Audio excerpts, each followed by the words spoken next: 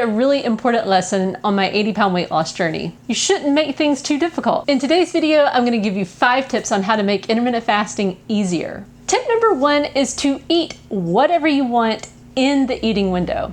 One thing I see people doing all the time that makes intermittent fasting a lot harder than it needs to be is that they'll try to combine intermittent fasting with a restrictive way of eating. So like they'll say, well, I'm doing intermittent fasting, but I'm also gonna go keto. And this is how I used to think. I used to think, well, if one thing works, then you should combine it with this other thing and you're gonna have like fantastic results. But what I found through the painful process of experience was I could never stick with things like that for very long. Tip number 2 is to stay busy during the fasting window.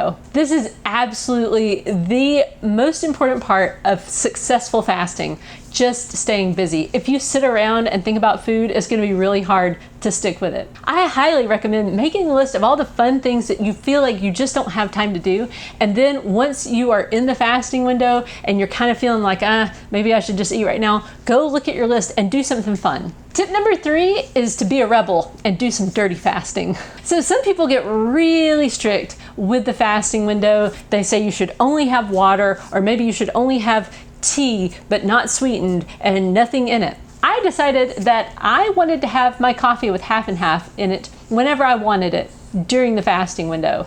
And I was just determined that I would figure out a way to still lose weight with doing that. And I found that I did. And I think this is because by giving myself that, I became very consistent with not eating in my fasting window. I didn't break early. I just, if I was like kind of bored and I was like, like normally I'd eat right now, if I just went and had a coffee, then I was able to make it through the fasting window. It always felt easy, so I could just stick with it. And by sticking with it, I got the results I wanted.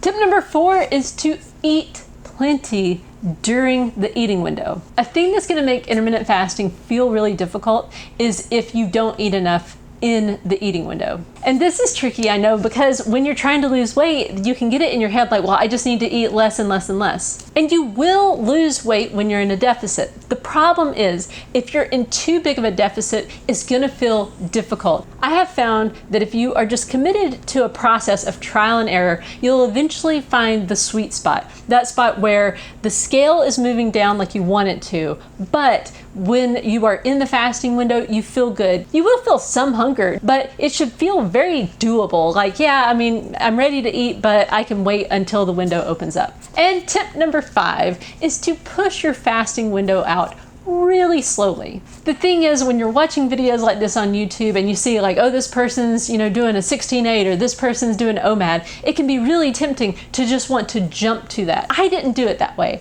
I went really, really gradually with intermittent fasting. Eventually, I worked my way all the way to OMAD, and I found that I really enjoy that way of eating. What worked for me was just to pay attention to my own abilities, to not think about what other people were doing. Thankfully, actually, I didn't know anybody else who was doing intermittent fasting, and I didn't really watch any videos on YouTube about it either. I just, heard about intermittent fasting and started trying to practice it.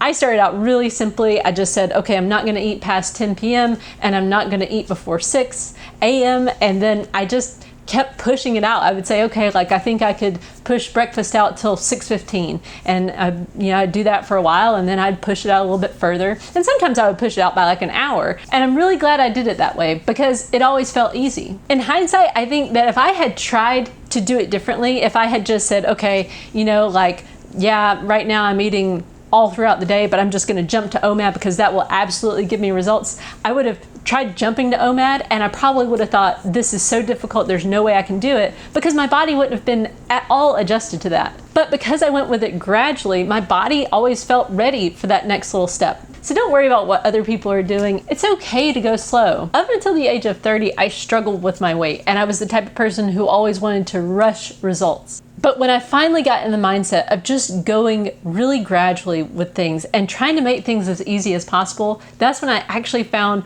weight loss success that lasted. I hope that these tips help you to implement intermittent fasting in a sustainable way for your own weight loss journey. Thank you so much for watching this video, and I'll see you in the next one. Chances are, since you just watched that video, you're on the weight loss journey yourself. And I just wanted to let you know that I do have some more resources available to you. First of all, I have lots of freebies on my website, 6milestosupper.com/freebies. On that page, you can find lots of downloads and printables that will help you on the weight loss journey. And I've written 3 different books to help you through the process. Also, I have a course, Unteachable, Intermittent Fasting for Weight Loss 101, and this takes you through the entire process of weight loss with intermittent fasting, from how to get started, and then how to build your plan and customize it to your own life, and finally, how to keep it off for the rest of your life. And I also offer weekly office hours so that you can get your questions answered directly by me. Also, there's the option to join this channel. When you become an insider, you get access to the vlog I do. I also hold an additional live Q&A just for members. The links to all these things are in the description.